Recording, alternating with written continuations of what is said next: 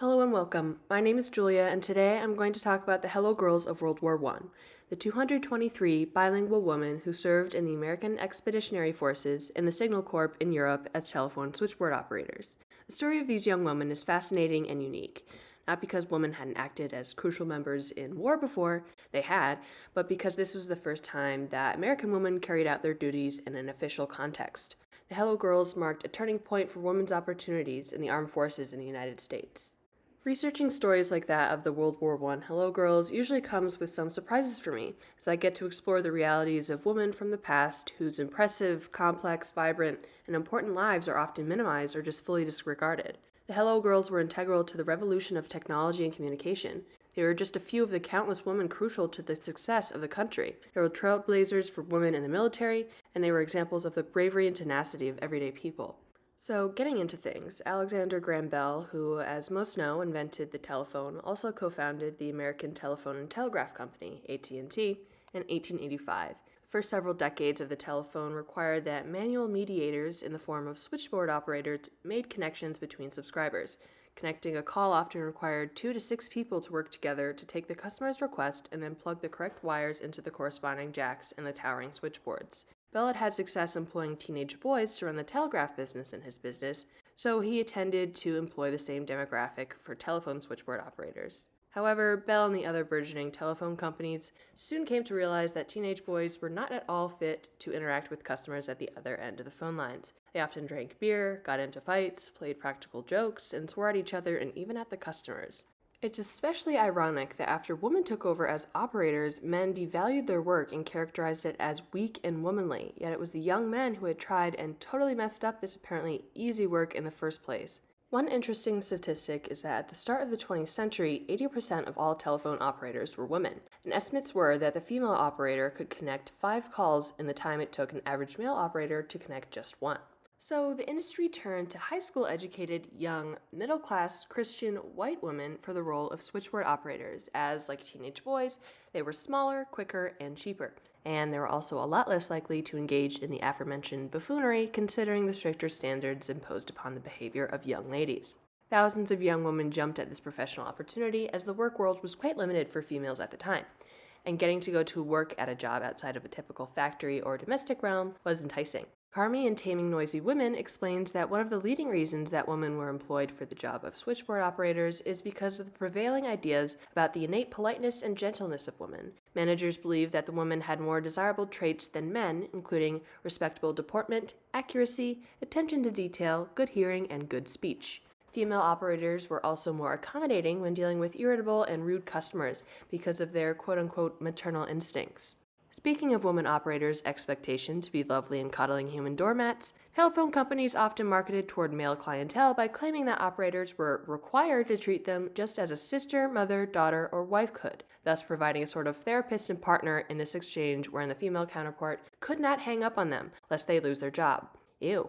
A thing I picked up on here was the romanticization of women and their emotional and caring side. These stereotypes, while seemingly complimentary and admirable, are still stereotypes and are entrenched in traditional gender roles in which women would act as the caretaker of their corresponding male master, whether that was their father, husband, or employer in this case. While the teenage boys could act horrendously and misbehave, so much more was expected out of the women. And what made female telephone operators so desirable for so long was that these women would have enough practice already dealing with offensive and irritating situations in which they were expected to remain calm and perfect their tasks without any sort of gratitude. Telephony embraced and reinforced patriarchal labor standards, as women were expected to work temporarily as switchboard operators until they got married off, and they were still excluded from most traditionally male jobs in the field. It was understood that women would be subordinate to men in the workplace, serving them there just as they did their customers. These women were key to the progression of technology and machinery, having essential roles in the everyday work in factories and then later in offices and stores. Yet their contributions were largely ignored as they continued to be degraded and underpaid while men excelled in the workplace. As you would expect, because of these sexist beliefs and the selfish and extremely competitive environment in the telephone age, female switchboard operators not only had to deal with difficult and physically taxing work, but the quote-unquote draconian, as the Smithsonian magazine described, treatment from their employers. While the image of the switchboard girl was often glamorized, these women often had to brave a toxic work environment, grueling hours, pay below the poverty line, and humiliating rules and intense trainings by managers who sought to exert pervasive control over every aspect of their workers' lives to make sure that they remained pure and fit for their positions. Through my research, I actually found several newspaper articles from the early 1900s depicting resistance by thousands of female switchboard operators against this unfair treatment, and I was really impressed by the outspoken voices of these women who lived at a time when they were so discounted by the general public. There were several strikes, with the largest being in New York City, San Diego, Boston, and Chicago.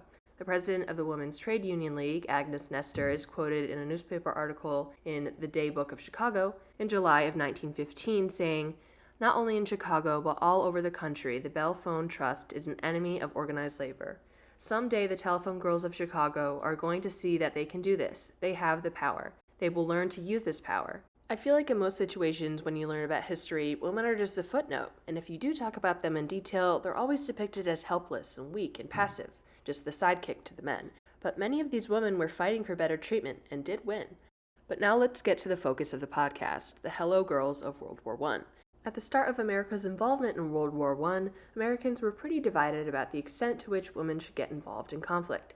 While most were more comfortable with women staying back home, helping keep the homes and industries running while the men fought overseas, necessity swayed some important opinions. By the time President Woodrow Wilson declared war on Germany in 1917, America had already become the first modern nation to enlist women in its armed forces just a few weeks prior, with ground jobs such as clerks and journalists and other roles that would free up more slots for men to fight. Advance to the Fighting Lines wrote that approximately 25,000 American women worked in France during World War I, and their contributions were significant, although not recognized at the time. As the first American troops began to arrive in France in the summer of 1917, military leaders were dismayed to find that the communications network was in total shambles. After 3 years of war, the telephone lines had been destroyed faster than they could be repaired, and the French women operating the switchboard spoke almost no English, meaning that there were constantly language barriers to overcome in even simple transactions. There was no organization, and things simply were not working. When the first American men took over as phone operators, they also struggled, as they were usually poorly trained and tended to get flustered when dealing with stressed officers, sometimes even hanging up on them when they became too mad by their shouting. According to Women on the Front Lines, at the start of America's time in France, the Signal Corps had only 11 officers and 10 men total for their switchboard operator team, with an additional 1,570 enlisted men around the country. While the American forces tried their best and made some headway in running new telephone lines across the country, it was clear that they needed properly trained bilingual operators, and a lot more of them if they were going to have any success in communication. Army General John J. Pershing, the commander of the American Expeditionary Forces and overseer of the Signal Corps, was desperate to change their situation. So, he reached out to the War Department and expressed the need for French-speaking American women to join the armed forces in France and resuscitate their telephone system. Even though such a move was unprecedented, and they did not exactly have all of the necessary forms/approvals completed at the time, those working in the War Department agreed and immediately placed advertisements in newspapers across the country seeking these women. Over 7,000 women applied for the first 100 open slots for the job, and from these women, the Army ended up choosing 150, mostly individuals from Louisiana or descendants of French and French-Canadian immigrants. The military provided intense training on switchboard operation, as well as basic instructions on military protocol. These women had their work cut out for them, as while the male operators had 4 to 6 months of training before even traveling to France for further instruction, the female Signal Corps received less than 1 month, and then began work immediately upon arrival. In the end, 223 women were cleared for duty and traveled to war-torn France in March of 1918 to start their work as the first woman to officially serve in any sort of combat position in the United States military. I was pleasantly surprised to find out that these women earned the same pay as their male counterparts in the Signal Corps. Chief operators made $125 per month, supervisors made $72 per month, and regular switchboard operators made $60 per month. However, while the Hello Girls were certainly trailblazers and enjoyed this rare instance of pay equality as well, these women still remained situated within expected gender roles, as they served in the military in the capacity of quote-unquote woman's work with the traditionally feminized job of a switchboard operator. Yet while the Hello Girls fulfilled a role much in line with gender ideals of the day, the location and the stakes of their work were incredible, and their hard work paved the way for additional women to be admitted in the military in a wider variety of roles. Within just a few months following the arrival of the Hello Girls, the improvement of communications was staggering. Advance to the Fighting Lines reported that by July, the Army telephone service tripled. Local connections increased from 13,000 to 36,000 calls per day. Each operator processed an average of 300 calls every hour. And by November, the Hello Girls were averaging 4,000 toll and 150,000 local calls every single day, meaning that their work in war conditions was even faster than those back in America. By the end of the war, the Hello Girls had connected an astounding 26 million calls, and remember, there were only 223 of them total. Originally, the operators were supposed to connect only routine calls, such as supply orders and transportation information coming from the largest telephone offices, far away from any physical danger. However, as I just described, these women proved to be so efficient and unwavering under pressure that their supervisors soon trusted them to move to the firing lines and had them connect even the most critical and confidential calls at the 1st Army headquarters. The Hello Girls were sweeping the boards, translating from English to French and back again, communicating in code, telling the time, keeping track of troop movements, and relaying essential battle information to top authorities. I cannot stress how important they were to the success of the Allied forces. I really don't know how the war would have turned out without these 223 women in charge of communications. The Hello Girls worked in such perilous conditions that they received some weapons training and were issued army helmets and gas masks. They got used to many of the same dangerous conditions as men fighting in the trenches. Cobbs illustrates in The Hello Girls how the operators regularly braved shelling, air raids, poison gas, freezing temperatures, uncomfortable accommodations, disease, and vermin, all physical forces that surely did not make their already stressful jobs any easier. By the close of the war, 2 of the Hello Girls had tragically perished from the Spanish flu, while many others were wounded, and many were probably psychologically scarred as well. Unfortunately, yet not at all surprisingly, the Hello Girls were considered to be only quote-unquote civilian contract employees, so they were not granted veterans benefits or special health care for their disabilities, or even flags on their caskets when they passed away, even though they had served their country and risked their lives just like their male counterparts. It was women later down the line that fought for this recognition in 1977 when the National Organization for Women spearheaded a campaign that resulted in President Jimmy Carter enacting the GI Bill Improvement Act that finally granted the Hello Girls veteran status and benefits. In 1979, the 31 surviving Hello Girls at last received World War I victory medals.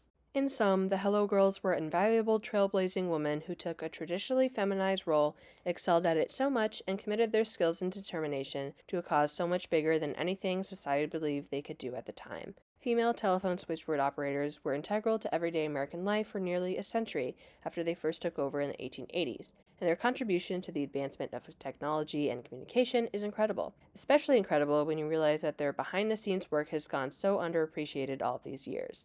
The reason why I decided to research the Hello Girls was because I have always been fascinated by telephone switchboard operators and other jobs that required the manual intervention of people and processes that we take for granted as automated today. I also opted to look into the Hello Girls specifically because I had gone 21 years into my life without appreciating their brave work and impact on history, so I felt that I owed it to them to learn more. I hope that the Hello Girls get more public recognition, as their story is so important and just genuinely exciting and entertaining to hear about. I think that books and shows and films should do more to tell the lesser-known stories of the just as important individuals who worked and fought and lived at the same time as all those white dudes we're always hearing about. So I encourage you to do your own research on the Hello Girls and women like them, and other groups who are discredited for their very important work in the past. We need to do more to learn about their stories.